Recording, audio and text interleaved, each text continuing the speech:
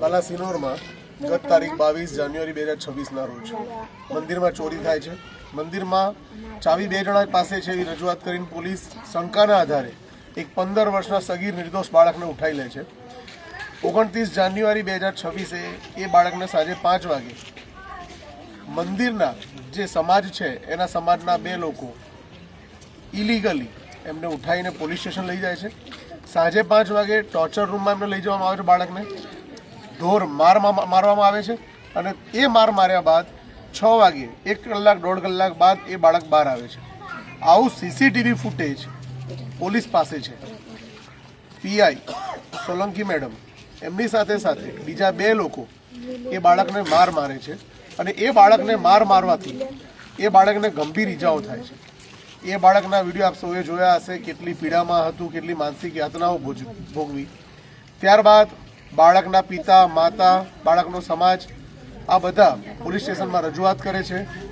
એની સાથે સાથે એસપી કચેરીએ ગત 4-5 દિવસ પહેલાં અમે લોકોએ એક આવેદનપત્ર આપ્યું કે જે પીઆઈ છે અથવા તો જે 2-3 અધિકારીઓ છે એ લોકોની વિરુદ્ધમાં ફરિયાદ દાખલ કરાય, પણ એવું કશું જ થતું નથી।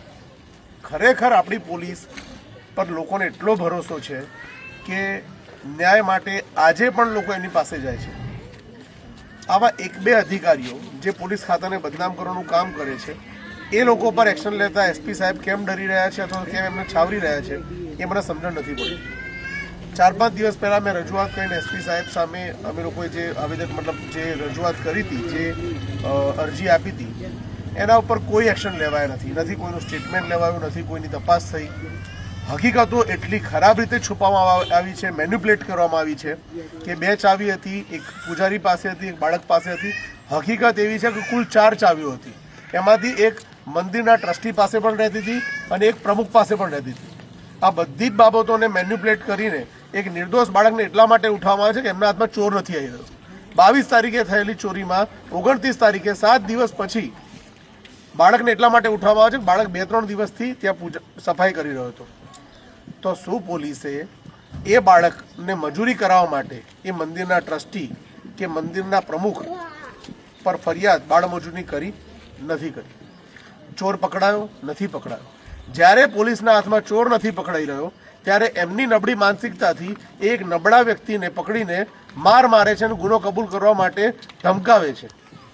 પીઆઈ મેડમ એમની સાથે સાથે બીજા 1 કે 2 લોકો એ આ બાળકને ઢોર મારે છે, હાથે પગે પટ્ટા મારે છે, લંગડાઈને ચાલતું એ બાળક નીકળી ગયું છે, બરાબર। આટલી ઇન્જરી થવા છતાં બી એસપી સાહેબની માણસાઈ એટલી નથી જાગી રહી કે એ પીઆઈની વિરુદ્ધમાં ફરિયાદ દાખલ કરે।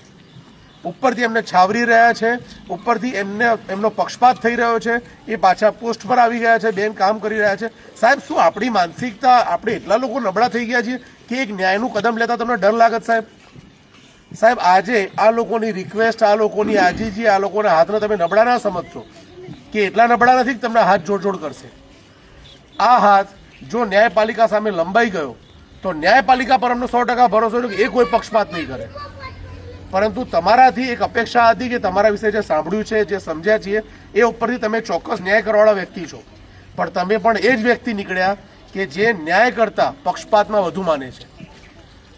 મેં આ નિર્દોષ બાળક અને એના પરિવારનો હાથ પકડ્યો છે એનું એક જ કારણ છે કે આજે આ એક બાળકની ઉપર હાથ ઉઠ્યો છે, કાલે બીજા બાળક પર તમે હાથ ઉઠાવશો। પોલીસની વિરુદ્ધમાં આ અમારી રજૂઆત છે જ નહીં। પોલીસ શાંતિ, સુરક્ષા અને સલામતી માટે દિવસ રાત જાગે છે અને કામ કરે છે, તહેવારો નથી જોતી, પોતાના બાળકોને પરિવારને છોડી દે છે।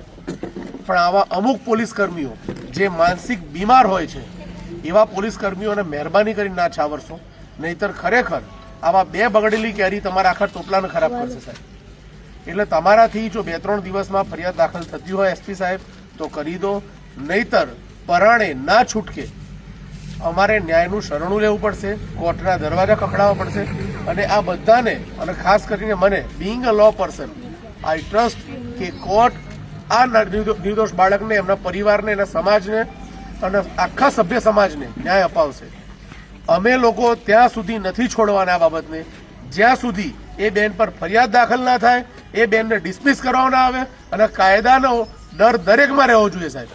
જો કાયદાનો ડર દરેકમાં નહીં હોય તો કોઈ પણ વ્યક્તિ એ કોઈ પણ હોદ્દા પર બેઠેલો હશે એ વ્યક્તિને કાયદાનો ડર નહીં હોય તો સમાજની જે છે ખરાબ હાલત થશે.